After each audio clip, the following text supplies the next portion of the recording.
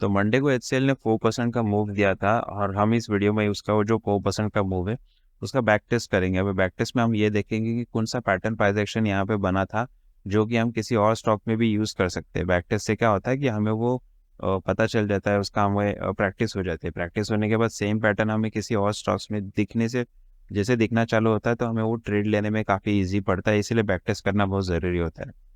ठीक है। तो अभी यहाँ पे हम देख सकते हैं कि एचसीएल का स्टॉक्स जो है वो 5 मिनट्स का यहाँ पे चल रहा है चार्ट पैटर्न उसका। प्रीवियस डे में अगर हम देखेंगे तो जो लोअर लो का पैटर्न है वो उसने यहाँ पे ब्रेक किया और हायर हाई बनाने को ट्राई किया था, 2 बार यहाँ पे ट्राई किया लेकिन रिजेक्शन मिला उसको इस पॉइंट पे और इस पॉइंट पे। लेकिन अगर हम नोटिस करेंगे तो नीचे से हमको एक ट्रेंड लाइन भी दिख रहा है। तो ट्रेंड लाइन पे अगर हम यहाँ पे डाल देंगे तो मतलब हाँ भाई हमारे यहाँ पे एक रेजिस्टेंस हो गया और एक सपोर्ट हो गया। ठीक है। तो प्लान बहुत सिंपल है, अगर दोनों में से जिस साइड भी ब्रेकआउट आता है तो उस साइड हम ट्रेड लेने को ट्राई करेंगे छोटे से स्टॉप लॉस के साथ। तो यहाँ पे उसने देखो जो रेजिस्टेंस था उसको ब्रेक किया, रिटेस्ट दिया। ठीक है, बहुत ही सिंपल था ये। रिटेस्ट दिया और अभी यहाँ पे रुका हुआ है।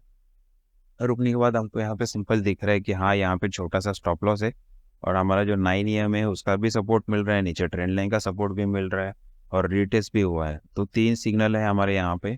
तो 3 सिग्नल के साथ हम यहाँ पे बाइंग ट्रेड बना सकते हैं बहुत ईजिली। और हमारा जो ट्रेलिंग होगा, क्योंकि टारगेट हमको पता नहीं होता, बहुत बार यही होता है कि लोगों को टारगेट ही नहीं पता। तो सिंपल एक प्रोसेस फॉलो करो। मैं यहाँ पे फॉलो करता हूँ 9 मूविंग एवरेज जो होता है वो 9 मूविंग एवरेज के ऊपर जब तक प्राइस है, क्योंकि वो उसके ऊपर जब भी रहता है ना तो मोमेंटम चलता रहता है। वो आप स्टॉक्स में देखो या ऑप्शंस में देखो, दोनों साइड में भी आप चेक करो, एक बार खुद भी बैक टेस्ट कर लो।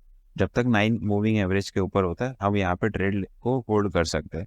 तो यहाँ पर भी हम सेम प्रोसेस फॉलो करेंगे कि जब तक 9 मूविंग एवरेज के ऊपर होता है तो हम यहाँ पे ट्रेड को होल्ड रखेंगे, क्योंकि फिर टारगेट हमको नहीं पता होता ना कहाँ तक जाएगा। और सिंपल है, जब तक मोमेंटम है तो हमें क्यों छोड़ना है। ठीक है। तो 9 जो मूविंग एवरेज होता है 9 का, उसके ऊपर जब तक प्राइस होता है तो वो मोमेंटम कंटिन्यू चलता रहता है, उसको वो ब्रेक नहीं करता। वो चाहे बीच में रेड कैंडल बनाए या नहीं बनाए, लेकिन वो जो मोमेंटम होता है वो कंटिन्यू होता रहता है। उसका बहुत ज़्यादा पॉजिटिव ये होता है कि ऊपर ही जाएगा ये, अगर ये 9 मूविंग एवरेज को ब्रेक नहीं कर रहा है तब तक। कि अब नीचे देखोगे तो जैसे वो ट्रायंगल के अंदर देखो उसने 9 मूविंग एवरेज को ब्रेक किया था तो वो नीचे आया, लेकिन ट्रेंड लाइन का सपोर्ट लेके ऊपर निकला और देखो कितनी अच्छी तरीके से जो 9 का मूविंग एवरेज होता है उसको वो सपोर्ट करता है। इसलिए ट्रेलिंग के लिए आप यूज़ कर सकते हो कि बिना किसी टेंशन के। बहुत सिंपल रहता है, बस मूविंग एवरेज के साथ में चलते रहो तो काफ़ी अच्छे अच्छे ट्रेड यहाँ पे मिल जाते हैं, क्योंकि बहुत सारे लोग तो रेड कैंडल देके एग्जिट कर देते हैं। तो अगर आपको भी ऐसे कोई वीडियोस अच्छी लगती है ये जो भी मैं बना रहा हूँ तो वीडियो को लाइक कीजिए, सब्सक्राइब कीजिए। ऐसी वीडियोस में डेली लेके आऊँगा कोई ना कोई स्टॉक जो भी निफ्टी में अच्छा मूवमेंट किया उसका हम यहाँ पे बैक टेस्ट करेंगे और हमारे यहाँ पे टारगेट डन हो गया और यहाँ पे काफ़ी अच्छा टारगेट यहाँ पे डन हो रहा है। तो वीडियो देखने के लिए थैंक यू। नेक्स्ट मिलते हैं